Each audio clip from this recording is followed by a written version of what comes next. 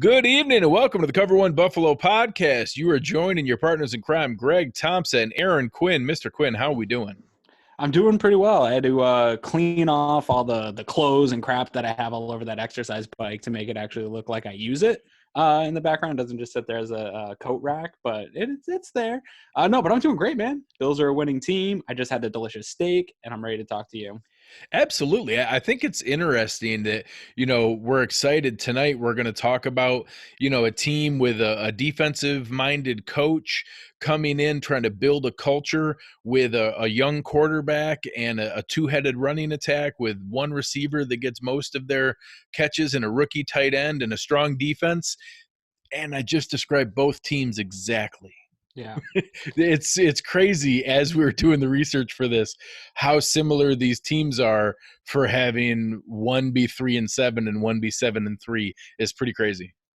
Yeah, well, Alan talked about in his press conference today that their record is not indicative of how they've played this year. They've had a lot of close games. They've had a lot of one-score games, and the Bills have had a lot of those and could have easily gone the other way, and they could be looking at a 3-4-win team here in Buffalo. So it's not always you can just look at the record, check the box scores, and say, oh, well, we should beat this team. Same thing just happened in Cleveland a couple weeks ago for the Bills. I think a lot of people just looked at that box score, didn't really see how tough that schedule was and how close they were actually in some of those games, barring some big mistakes. Sometimes the record, it's a cliche. The team's better than their record indicates. And I think that the Bills have run up against that a few times. And I think there's probably more down the line, like we talked about on Twitter today. So the Bills are a mediocre football team, and they're playing against another mediocre football team. When you're two mediocre teams, there's not going to be a huge difference, but the records could be. Yeah, absolutely. Some of those tough losses you're talking about, they lost to the Bears by 2, they lost to the Jags by 2, they lost to the Colts by 2. Last week they had a 20-0 lead at halftime against the Vikings and somehow lost by 4, 27-23. They have had heartbreaking loss after heartbreaking loss. I think besides the one game, the Chiefs took them to the woodshed pretty good, 30-6. Other than that, that's going to happen against the Chiefs, though, man. Oh yeah. They've been in every game, and they beat the Titans worse than they beat the Titans. They beat the Chargers, who are a very talented team. They beat the Browns, who we just lost to. So it's certainly something that I think we need to take them more seriously than their 3-7 record would indicate. Absolutely. And when you look ahead, I know there's a lot of people looking ahead on Twitter. I don't love to do it. I do it just because I'm a fan. I just can't help myself, even though I hate the whole notion of it.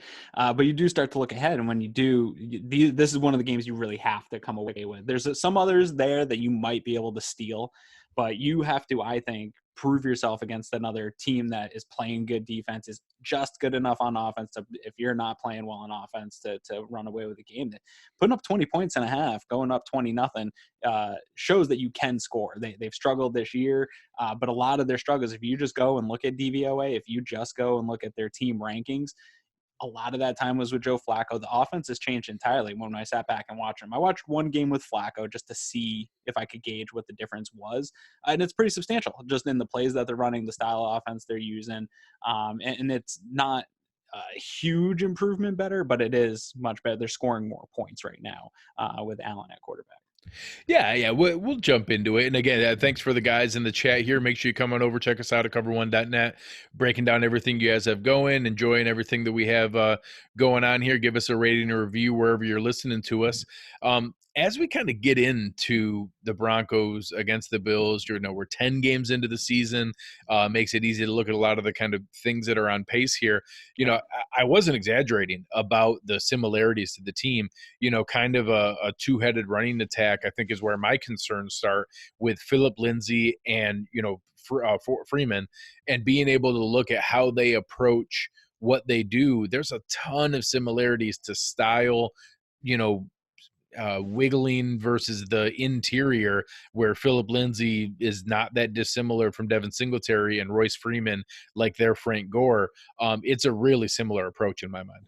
Well, let's talk about similarities. And I know I just said you can't always just look through DVOA or any of those things, but let's look at them for a second, because I do think the records, like we said, show a bigger gap than maybe there is. When I look at their offensive DVOA, the Bills rank 23rd, Denver ranks 22nd. The passing offense, Buffalo ranks 24th, Denver ranks 25th. Rushing offense, Buffalo ranks 11th. They rank 10th. So they're right there, side by side in every offensive category in DVOA through 11 weeks in the NFL season. To me, that is probably as close as it gets this year as far as two teams and what they're producing here throughout the year. So I think you're hitting it right on the head that these teams are a lot closer than fans think. And even you look at the points for 21-17, points against 17-19. These teams are extremely close. This is going to be a close game. But yeah, the similarities are showing up not only in their personnel, but also they're showing up in the stats. Yeah. I mean, it's certainly a reason that I think you see the point spread the way that it is. This is a game where they're a 4-point favorite, which means that on a neutral field, they think the Bills are a 1-point better team. That's not normally what you see here in a 7-3 versus 3-7 team. Same questions that came up about the Browns game and being able to, kind of review where things line up on those kind of talent on paper. And I think it's fair. I think that the Bills should be favored. I think they are a slightly better team. They're just not 7-3 versus 3-7 better. And, Right. and I think all the stats you laid out show exactly why. It's just not that simple to be able to look at it that way. And I am curious, how are things going to play out in having a game now this is only going to be Brandon Allen's third game as a pro. He had the bye week there to kind of get his bearings a little bit.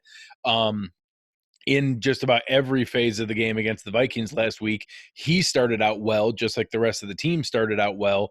And then they certainly went downhill, and he certainly had a rough second half.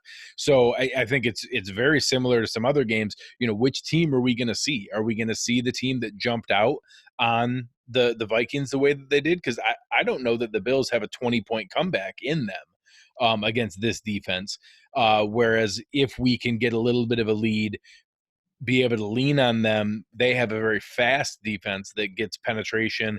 Von Miller's probably the quickest edge rusher in the NFL still.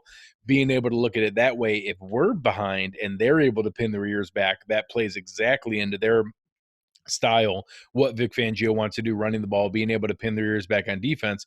If we flip that and they're having to come back, we're able to pin our ears back against Brandon Allen. We're able to lean on their fast defensive line and outside linebackers with our huge offensive line and able to run the ball at them. I think that really leads it. So I actually think the game could be decided fairly quickly on which team jumps out early, if either, because I don't think either of us expect a very high scoring game. Yeah, and I don't know that either, like you said, either team really jumps out early. I see a lot of field goals in this game, just getting into scoring position. I think both teams are going to struggle to move the ball with consistency. As far as the Bills go, though, and approaching this team, I know a lot's been made this week of the blitzing that the Bills did last week against Miami. I know a lot's been made this week of the up tempo pace that Dable had against Miami. And I believe Sean McDermott and Brian Dable when they said, well, that's a week to week specific thing. I know a lot of people said that's how they're going to play in the future. I don't know if it's going to be how they play every matchup, but I think it plays pretty well into this matchup again as well. I'd like to see some of the blitzing to keep Allen confused, some of the looks that this team's really good because of our safeties at being able to disguise some looks. Because of our fast safeties and middle linebackers. So I'd like for them to try to use that stuff, confuse him, get some blitzing in on him. And then the same thing. I think you would send me the article where they were saying that same thing of keeping them, keeping up pace against that defense is a good path to success. So I think the same type of game plan we saw last week is a similar game plan to what we're going to see this week. I just don't know that it has the success and the big playability, and you might just be working to get in field goal range this week instead. Yeah, and there's a couple things. It actually didn't go into it in that article, but one of the things I looked at as I was kind of prepping for this. So for as many similarities that there are, and they're very real, that those are legitimate similarities, one of the big differences is that although they're both defensive-minded coaches, Vic Fangio plays his core players far more snaps than the Bills do. The Bills rotate way more. The Bills have almost everyone on the defensive side of the ball who dresses gets meaningful snaps. There's a handful of guys that are in core special teams roles, but everything else, they play 5 and, all 5 safeties, all 5 cornerbacks, they play all 8 linemen. Linebackers, the one area where Milano and Edmonds pretty much play every snap. And even then, we see some rotation between Zoe and Corey Thompson on occasion. The Bills play a lot of guys rotating a ton. The Broncos play their core guys a significantly higher amount. They had 6 guys on defense play 100% of the snaps, and then multiple others like Von Miller was 89%, and Derek Wolfe as a defensive lineman over 80%, just playing a ton of snaps percentage-wise, and that teams have found if you get them caught in that and start running up-tempo, no huddle, you can really wear on them. And you saw the Vikings do it in the second half. So I'm curious to see, did the Bills take a, kind of a page out of that playbook, and we might see a little bit of the same, trying to lean on them early and then maybe go up tempo late. Yeah, I think you're gonna see that against a team like that, like you mentioned, if they're gonna be on the field a lot, the way to wear them out and kind of neutralize some of the special players that they have is that way. I guess my biggest fear coming into this is if you do go up tempo, that's great when it works, right? That's what we saw last week. It's fantastic when it works. It's a really hard thing though to maintain each and every week. Especially I think in a week like this, because I think one of the reasons it worked great is John Brown had a great, fantastic afternoon, and I'm not sure that he can replicate that kind of success against this defense. I think Fangio's looking at the Buffalo Bills and saying, all right, we're going to try to neutralize Allen, keep him in the pocket. We'll maybe let Devin Singletary get a couple of his. I think they probably think that they can keep him pretty contained. They're going to focus on John Brown. He is clear that when you watch the Bills, if you watch them with an objective eye, he is by far and away their best weapon on offense. He moves chains. He's the big play guy.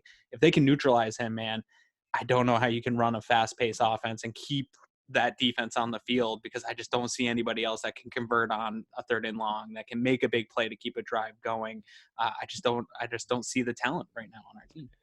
Yeah, and I mean there is a difference. I don't know that we're on the same level as a team that's running out there, Kirk Cousins, Delvin Cook, Adam Thielen, Stephon Diggs, Right. Kyle Rudolph, and Irv Smith. I don't know that we're quite at that caliber and that rhythm, like the amount of time they've been together here doing what they're doing. This is their 3rd season together, the majority of them. So being able to look at that's tough. And where you touched on with John Brown, that's actually going to be the biggest test this week, is who else can step up, because Right. Chris Harris is legitimately a lockdown corner. He is a Stephon Gilmore caliber cornerback in this league, Trey White, that kind of guy that and he's the build and quickness that I don't know that he can shut down John Brown. And he's going to have nothing. But as an example, Stephon Diggs is pretty darn good. Stephon Diggs is arguably the best route runner in the NFL. He had no catches in the first half because Chris Harris was locked on him. The idea, they moved him around and schemed him open in the second half, and any time that they found him on Devontae Harris, who is their other guy, and then Duke Dawson, the name you may recognize, he was a mid-round pick that a lot of people liked coming out of Florida, got traded from the Patriots and is now the nickelback for the Broncos. They picked on Devontae Harris and Duke Dawson significantly. They did not go after Chris Harris. I hope that's the case. I hope that we are not going after Chris Harris either. But if we can scheme John Brown on Devontae Harris, I think you have to go after him every time. And when he's not, I think that Cole Beasley's quickness on Duke Dawson in the slot is another significant one. So I think we might see one of the better Cole Beasley games that we've seen so far. We're going to have to. And every time I'm asked, who's going to step up, the only person that really I think has the ability, at least that has shown the ability to me, is Cole Beasley. So I'm hoping that he's able to step up into that role, because one of the most frustrating things about this offense right now to me is you've seen some flash plays from Dawson Knox. He's not a reliable enough target for me yet to be the guy that is that second or third wide receiving option. So I know a lot of people want him to be. He's just not there yet, in my opinion. And then outside of that, though, it's nobody. We haven't seen a peep from Duke Williams since Tennessee. We've seen one catch from Robert Foster this entire season. He's playing great as a gunner on special teams, so I think he'll continue to be the active guy. I don't think Duke Williams is going to be able to break that spot if he continues to play the way he does in special teams. You see the 1 or 2 plays from Isaiah McKenzie, maybe a game. We're not seeing anything from Roberts except for in the special teams game. I'm getting pretty frustrated, man. You might have to talk me off the ledge on this. It's pretty frustrating that nobody's stepping up outside of Brown and Beasley. And I think this could be the week that really hurts them, that nobody has stepped up into that role, because I do think they're going to be able to at least quiet Brown, put a muzzle on him, maybe limit him to 3-4 catches type of a game. And then Beasley, he's been good. He's been putting up good numbers, like you pointed out to me the other week, but he's not the kind of guy that's a chain mover consistently yet this year. I think he has that ability. We just haven't seen him be the guy that they rely on a 3rd and long to keep the chains moving. Yeah, it's going to be interesting, and let's assume that the Broncos are smart and that they do line up Chris Harris on John Brown every opportunity they can, which I think they will. Yeah. This is the week to try to take that deep shot to Robert Foster. That Devontae Harris can't keep up with him. He's not going to be able to do that, and to be able to be in that position where you can potentially take your deep shot and hope that you finally hit on one, I think is an interesting approach. And then obviously, I think that another thing that leans into it when you're talking about a team like this, both Derek Wolfe and Von Miller, you have really strong pass rush potential. Being in that position, thank God they don't have Bradley Chubb right now, who was injured earlier this year, and I think in the future is going to be a really dynamic combo with Von Miller. That I think we're going to run a lot of 2 tight end. I think we see a lot of Croft and Knox on the field to get that extra chip on Von Miller to make him take an even wider set to get outside of that. So I think that we're going to see that to run right at him. I think that's one of the ways that you get Von Miller tired. So he can't be fully at his top speed late in the game, is because you ran right at him a lot early in the game. And that's one area that I will bet on Cody Ford. Cody Ford run blocking Von Miller, I actually will take that and think that he has the advantage, because I think Von Miller is so quick, but you're talking about probably a 70-pound advantage from that standpoint. I think when we use those 2 tight end sets, that also leans into potential play action, where then maybe we can get Knox down the seam, Croft down the seam. Kareem Jackson and Justin Simmons, their 2 safeties, have played pretty well so far. I know the guys there, and Fangio is a very big fan of Justin Simmons. He doesn't get a lot of press around the league, but has been playing very, very well. I think that's going to be a key matchup as well. Are we able to use the 2 tight end sets to keep them off balance, not knowing if we're running, not knowing if we're passing, being able to use play action and maybe take a shot there where they're not expecting it after we hit them with a couple tough runs out of that set? That's an area that I'd like to see them take advantage of, both to support Cody Ford and to get both tight ends in the mix. Yeah, I think from a running standpoint, I think that's still the strength of this Bills offense. And whether or not it plays out every single week, I think just the threat of the ability to run the ball is enough for them to open up some things. That's why we like seeing Josh Allen in that 25 to 30% play action, playing off the play action pass. This might be a tough week to run the football. They're 6th in rush defense DVOA. They're like 10th or 11th in rush yards per game given up. I don't know that this is going to be a big week to run the football. And in a game like this, where it's so closely contested against a team like this, you want to wear that defense down. I would like for the rush game to get going. So this is going to be a big test of a strength of theirs versus what I think is the strength of the Bills going head to head. And that's going to be, I think, the heavyweight matchup really of this, outside of the Chris Harris, John Brown, who's going to oust each other there. I think the big heavyweight matchup to me in this game is our rushing attack versus their rush defense. Yeah, and it's a lot of names that fans may not know. You guys hear me talk about Derek Wolfe, but Mike Purcell is a really tough nose tackle, a big guy. A name you guys might recognize from your draft prep, Draymond Jones, out of Ohio State, another defensive tackle. They use him as kind of a mix of a 3-4 defensive end. Justin Hollins was another guy who gets in the mix and kind of rotates in. But they have some strong guys in the way that they approach it. Their 3-4 defense is now a little more rare in the NFL.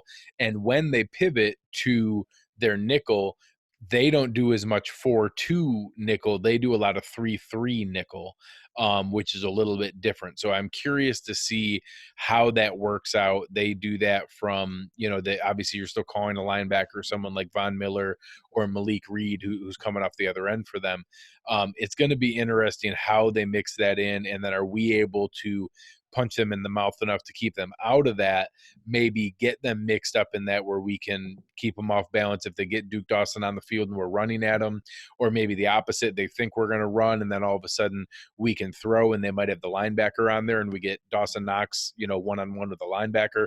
I think they're going to have to look for something like that to get a play, because otherwise this is a very sound defense with very similar results to what we've shown all season. Yeah, no, I totally agree. It's going to be an interesting thing to watch. And I think Dable bought himself a week here, but he really did. The fan base has backed off of him a little bit this week. There is still, you did it against the Dolphins. I think this is going to be a really interesting matchup for the offense, for Josh Allen, for Brian Dable, against a really good defense who's well schemed, maybe one of the better defensive-minded coaches in the league for the last 10, 15 years here, in Vic Fangio. He's built some fantastic defenses. Look what the Bears did last year. Look where they're at kind of without them. They're still a good defense, but they're not a Vic Fangio defense. So it'll be interesting to see kind of that scheme versus scheme and how that works, what Allen's able to do against a really good defense. I think this will be a good week for Buffalo fans. If they're able to put up some points against this defense, say they get over 20 points in this matchup and they're able to push the ball down the field a few times, I think that that's a really good exhibit A for Bills fans to get on Twitter and say, hey, this guy's making progress. This guy's really showing something. Dable's a fine offensive coordinator in the NFL. All those things start to kind of come to rest. So this is a big day for the Buffalo Bills offense to put it out there that they can hang with teams. I think at least for a fan like me, if you can come up and put up 20 points on this team, I feel pretty good about all the remaining games on the schedule. If you can put up 20 against this defense and put them away in this game. Yeah, I think besides the Patriots, this is the next best defense we're going to play all season. I think they're a little bit better than the Ravens defense. I think Ravens is still good. Yeah, they're but right there in that same caliber. It's just obviously they've struggled a little bit on offense. So I think that's the kind of game that we're looking at here, is to see a relatively low scoring game in what we expect. But why don't we kind of jump into that a little bit, into what we're kind of predicting here from a game standpoint. Sure. Is that I know both of us are leaning probably on the under. The over-under right now is 38. It's actually one of the lowest it is the lowest this week. It's one of the 5 lowest in the NFL so far this season. They have the Bills favored by 4, so they're very literally predicting 21-17 Buffalo, a very clean, a normal football score. And I think both of us are actually predicting even a little bit lower than that. What do you think we're going to see this week? Yeah, so I think this is going to be one of those games that is very frustrating, very early. There's not, you get some field goals early, maybe go into the half, up a field goal or something like that, 3 field goals total. And then you start to see a little bit more scoring as it opens up. Teams getting a little desperate to get this win in the second half. But I think it goes into the half low scoring and people are going to blink and say, oh, holy crap, it's halftime already of this, bad football game to watch. I think it's going to be that kind of Sunday. Ultimately, I think the Bills do sneak out. I had it at 19-17. I've had this one as a win since the season started. I think some things have gone their way in the fact that Joe Flacco got hurt. As oddly as that sounds, I think that was helpful to their offense. He's just not there anymore. His head wasn't in the game there. But they still have a rookie quarterback. They still have a bunch of problems on the offensive side of the ball. Similar to the Bills. Bills are flawed too, but I think they don't have as much overall talent on the offensive side of the ball. And then you add in the youth and experience of a 3 games into his career quarterback. So I think that's really where the edge for the Bills is, in a very slim edge. No, I think that makes a ton of sense. And it's funny when you talk about the fan bases and the differences in things. We were joking pre-show that, teams and fan bases aren't real big believers in what Buffalo's doing. There's a lot of assumption that we're kind of paper tigers and out there. And as I was kind of preparing for the show, I was reading through kind of their version of Buffalo Rumblings called the Mile High Report, their SB Nation site. And as they're doing their preview, one of their main takeaways was to expose Josh Allen. When it comes down to it, it's really quite that simple. The Bills quarterback has a bit of an inflated perception around the league because he's a halfway decent fantasy option and Buffalo is winning. But if the Broncos can force him to beat them from the pocket, they're in great shape. By most metrics, he's among the dregs of the NFL.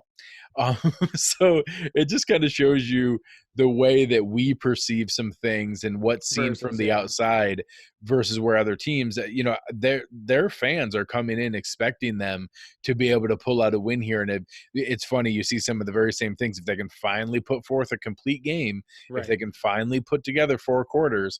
So I always kind of go nuts on people that when they say that about the Bills, like, yeah, I think there's been like 4 or 5 complete games throughout the entire league all season. Like it Yeah. just doesn't happen. It's a Right. hard league. The But Patriots are the only team that does that. yeah, they've Yeah. only got a couple. They've Right. got a couple ugly ones too. Right. But anyways, it just kind of shows you perception wise. I do think that the Bills are going to win this game. I do think that both defenses. I think that your point was spot on. I think that's hysterical that about the first half flying by and all the probably running snaps that we're going to see with the clock continuing to move. It may not be the most exciting thing. I actually think both teams get 3 field goals. I think the Bills get the only touchdown in the game. I'm going to call 16-9 Buffalo, and I think that the Bills do cover their 4-point spread, but that touchdown might come late. I think we might see one of those 3-3, 6-3, 9-6, 9-9 back and forth games that are really close, and then maybe that game-winning touchdown late in the game to be able to do that. So I'm curious to see how things shake out. I think points are going to be tough to come by. Looking at the weather report, you're talking about a high of 40, which we may not reach that high until partway through the game. It does not look like there's going to be a great deal of snow. So it's a very low wave up here in Buffalo. Like, man, we're hovering around 38 degrees. Snow's melting. Nobody knows what's going on. Yeah. So I think that it should be decent. It doesn't look like high wind. I think that they're predicting weather, 10 should be good, solid fall football weather. Should be pretty clean from that standpoint. So I'm looking forward to that. So you see our predictions. Both of us kind of going under. Both of us having the Bills winning a close game. Let's take a look. I made a little bit of a comeback in our wagering last week and closed the gap a little bit to be able to make it a little more competitive. What do we have on the docket for our bets this week? Well, I think, run the table this weekend, you'll take the lead by 1, right? You're down by 11, I think. Yeah, it's a 10 or 11. Yeah, right there. Yeah, we got 4 3-point bets this weekend. Anyone that was probably on here in the chat, in the premium chat here beforehand, got to hear us kind of talk out our bets, which I don't know if that's fun for you guys or not. That might be painful to listen to, but we put I put it to Greg, the score at 18.5. Denver's been averaging 17.2. We put it at 18.5. Greg wanted to take the under. We kind of knew our predictions going into this, so we knew that Greg was going to be under anyway, and I was hovering around that 17 mark also. So Greg's got that one for 3 points. Mm-hmm. And then we had Broncos rushing. There were 6 bets, or they're one of the better rushing teams in the league. They're averaging 113. I think we determined. So we put the bet at 115.5. You're taking the under there, that the Bills do not give up over 115, even though they're the 27th rated defense and they played Kalen Ballage last week. So sure, yeah, you can have that that one right there. You know what? This is embarrassing because I just wrote down Broncos 13.5. I forget which we had on this bet. So that was the over-under for them as well, since I'm predicting 9 and you had them at 17. Right. We've got the Broncos, their team only over-under. I have under 13.5. Gotcha. Yeah, so Greg's there. And then Von Miller to get a sack. Greg took the under at 0.5. He thinks that Cody Ford's going to have a career day, and the Bills are going to be able to scheme their way out of Von Miller touching Josh Allen. Well, one more that I'm going to throw at you live that Nick Lowe put into the chat, I think is an interesting one. In who is going to end up being in this defensive struggle, who's going to have more receiving yards out of the rookie tight ends. I will actually take Noah Fant having more receiving yards than Dawson Knox, that Fant would have more receiving yards for 1 point. For 1 point? For 1 point. All right. Keith's nailed it on the head here in the chat that I just basically feel bad for you and want you to get back into this. I'll give you the 1 point. I agree. I think Fant is going to have more than Dawson Knox, but I'll give you the point. All right. That's fair. Although your part of your lead was built up with winning bets like over 0.5 points for the Dolphins. So you cherry picked your own way a couple of those as well. Yeah, I don't agree with any of that. I'll have to check the tape. That's not so. Yeah, I can't comment on that at this time. I'm going to check the tape. One point, though, I do want to talk about here before we wrap it up for the evening is I think that it was an interesting conversation of reading that article about how people feel about Josh Allen and the Bills. And I think that as fans, a lot of the times we get caught up in this of underestimating teams just by going on NFL.com and looking at the rankings or looking at their standings and things like that, instead of I know people get probably frustrated with me online instead of watching the film, watching the context of how are they losing. Yeah, they're a 4-win team or a 5-win team, but how did they get there? What is the context of that? Because we want to defend Josh Allen like crazy, right? We see people online saying he's not that good. Look at the stats, look at the DVOA, but then we're going in there and saying, oh yeah, but you're not getting the context. You don't know this, that, and the other thing. And we got to try to keep that in mind objectively about other teams and how not only do they view us, but how we view them, and maybe curbing our expectations to say, hey, we're going to be able to go in there and beat up on this team because they have 3 wins. We've seen it happen with the Browns. And so that covered that topic, I think, is just a good perspective to fans sometimes to come out and say, all right, well, before I rush to judgment, just say this team's bad. Let me look at it. Because honestly, it's the NFL. Outside of maybe 3-4 of these teams that are probably just bad teams, there isn't a lot of bad teams or bad players in the NFL. There's a lot of mediocre, and then there's a little bit above that, and that's kind of how it rises throughout the year. So just keep that stuff in mind. I think that was a great point you brought up. Yeah, I mean, we went at it a little bit today, and I think it's funny because it comes off as though we're downplaying the team, because the argument that we got into online was about whether you should count the Steelers as just some automatic win, and that we're not saying that they can't win. We're not saying that we don't even maybe want them to win or hope that they win or think that it's more likely that they win than not. It's that when some people come out and are talking about, oh, I just expect that to be a W, be like, well, I mean, Or it's this team's bad. yeah, or that this is just a terrible team. They're garbage. They're trash. Things like that. It just goes over the top. In that the Broncos, the Steelers, and honestly, maybe even the Jets are in that same ballpark of good enough when they have a good day to beat good football teams. And the teams I just rattled off have wins against the Cowboys, have wins against the Ravens, have wins against the Chargers and the Rams and the Colts, and good football teams that when they showed up that day, those fan bases had chalked that up as a win as well. So, the Broncos are one of those games. I'm glad that it's in Buffalo, because I think they are one of the teams where there is a definitive difference playing at Mile High Stadium versus playing them on the road. Yeah. Really happy about that. But this is not in the bag. This is a tough game against a good, talented team. And then we have several other of those coming the rest of the year as well. So being able to be in that spot, that's more of what we were talking about, is just that you can't count ahead. We can't assume anything. And unfortunately, this Bills team isn't that talented that we can count anything in the bag, short of maybe Cincinnati and Miami. But beyond that, even that first Miami game where you got there, I saw tweets out there, they've never been more confident going into a game as the fan base. And then that confidence got shaken real quick. If it wasn't for Trey White, we're looking at a whole different season here going forward. I just don't understand where Bills fans can get the hubris to, after decades of being totally mediocre NFL football team. I don't even think that the team this year is that much better than they've been for 15 years consistently. But when you look back at every season, I remember every single season looking back and watching games and saying, oh my God, they're 3 plays away of this game. They're 2 kicks away on this game. Their record could be 9-win team. This could be a 10-win team.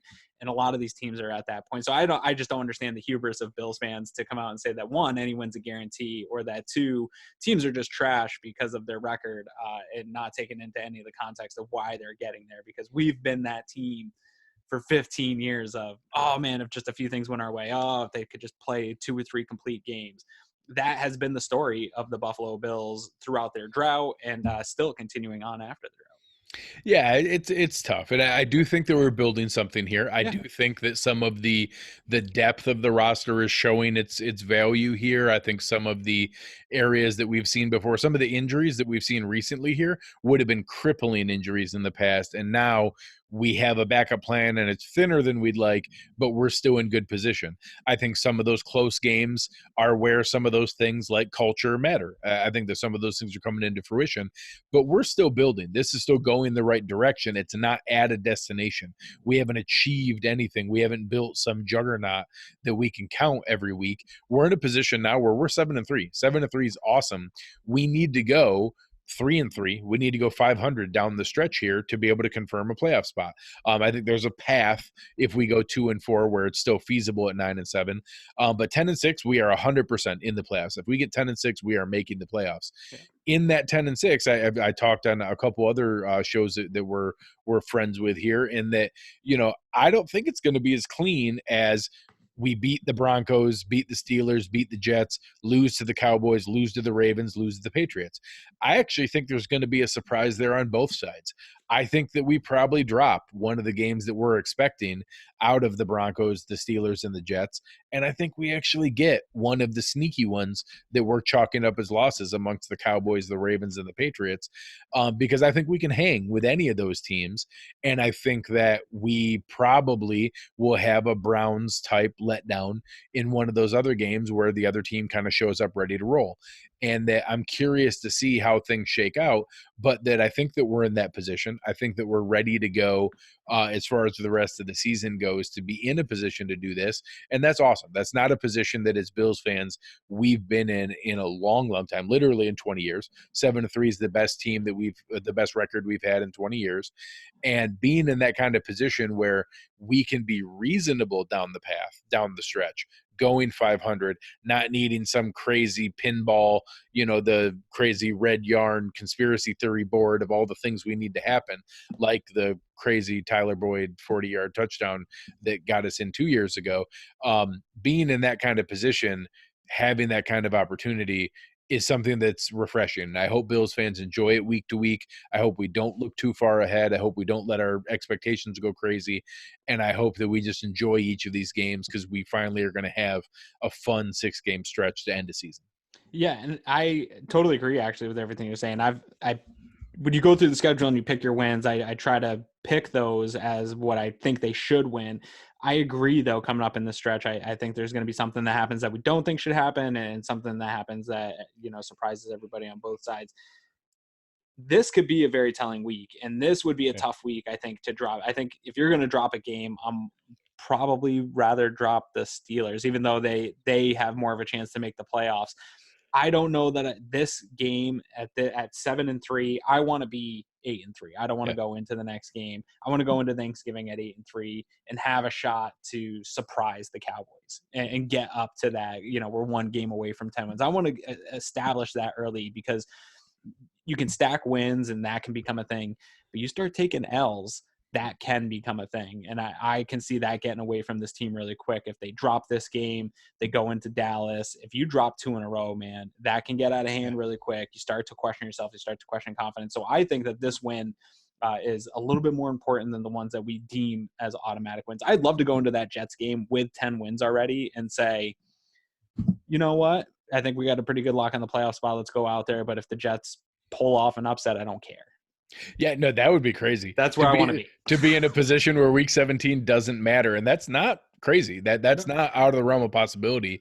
If we take care of our business and go through there. I say, if I had to pick, I agree. I think that this Sunday against the Broncos is as close to a must win as any that's left. Not in the playoff probability mathematic world, right? But in the likelihood, in the ones that what we can afford to drop, I think this is the least affordable game to lose on the schedule.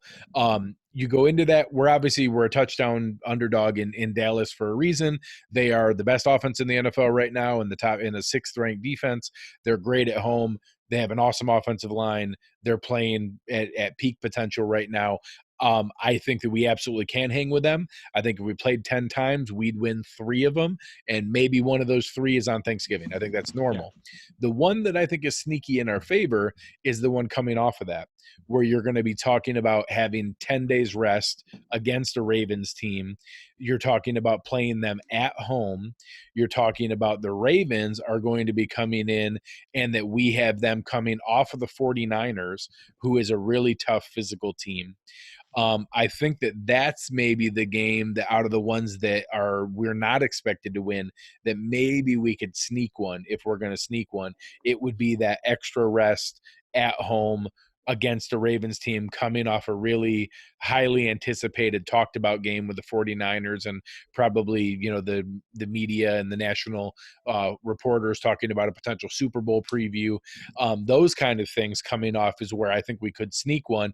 And then if I had to pick the Well, one that we would drop, it real would be the Steelers. real quick, I hope the internet doesn't hear where you just say you're going to get killed. You can find him at Greg Thompson on Twitter. Listen to what he just said. Rest of the internet, not Bills fans, and go roast them. Go have fun Yeah, with that. yeah. The No, internet doesn't want to hear that from you, man. yeah, and it's, I think that's the one that I think would be the sneakiest one. Obviously on the road at Dallas, on the road to the Patriots, those are really tough ones to ask. And then the ones that the one that I do think we can win and is going to be close at Pittsburgh, I think is tougher than fans realize. And that if we're going to drop one of the ones that's expected, I think that's the most likely out of the Broncos, the Jets, and the Steelers. I think that Steelers game is the sneakier one out of those three that I think a lot of fans are chalking up as automatic wins. Yeah, no, I agree with everything you're saying there. So it's going to be an interesting few weeks. I do urge fans to not. It's hard to not go into the playoff predictors. It's hard not to look ahead. If you haven't learned anything at this point of being an NFL fan, though, it's such a week-to-week league. So many wonky things are going to happen each and every week. Who you think's definitely going to win next week is going to get blown out. There's just going to be weird things that happen. So let's enjoy this week. This one's going to be a tough one. This one's going to be a grind. And I really think it's as close to a must win. We've been saying that so many weeks here, but that's where this team is. That's where this Buffalo Bills team is. They have to win these games. And it's getting more and more as the schedule goes on. You heard Greg say it. They got to go 3-3. And this is one that you can win. It's at home. You got to win. If you get off a loss here, it could really slide into something that could get really put your backs up against the wall, and then you have to rattle off some wins at the end of the season that are must wins. I don't want that stress in my life. Yeah. I eat a lot of steak. I eat a lot of meat. I don't need that kind of thing bumping up my cholesterol. If the people are looking to argue semantics and whether words matter, where can they find you? Yeah, and pretty much every beat reporter in Buffalo's mentions. You can find me at Aaron Quinn 716. You guys mostly know where to find me by now, I hope. Give me a follow, give me a like. I'm really actually a nice guy. I just love my own opinions. I do. You can't help it when you're right as often as you are. It gets difficult. I keep trying to tell my wife that, but yeah, good luck. You guys can find me out there as well. Normally jumping in 2 or 3 replies after Aaron's got everyone riled up, just kind of poking the bear. That's normally where you can find me at Greg Thompson, GregTompsett. Appreciate everybody. You guys were awesome in the chat tonight. A lot of fun things going on with the group here. If you want to become part of that, come check us out. Cover1.net. Become a premium subscriber, jump in the Slack channel. It really is a ton of fun. We have an awesome community. It's really built a lot of great friendships and people that, I talk to people in there more than I talk to most people in my family. It's a great group of people, and we're constantly in there kind of keeping everybody up to date on what's going on. You're able to jump in there, take advantage of being able to record live with us here on the pregame and postgame shows, being able to preview what's going on, kind of chime in and what's happening here. If you want to be a part of that, come and check in with us. We'd love to have you. Wherever you're listening to this, give us a like, give us a rating, give us a review, tell a friend, tell a neighbor, tell somebody you see on the street that's wearing a Buffalo football team gear. Make sure to let them know that we're here for them and want to be able to bring them the news. Absolutely. And just so you guys know, I love this group of guys so much that are in the chat, but I had to close it tonight because Keith had me almost busting out laughing a few times in some of the things in the chat, and I have to focus here, guys. So Keith, damn you, sir. Damn you very much. But no, it's a great group. Tons of fun. Definitely hit us up and get in that community because it's super enjoyable and way more enjoyable on game day than just the free, nasty world that Twitter can be. Absolutely. So thank you guys very much. Enjoy what's going on here. You have been listening to Cover One Buffalo, and we are out.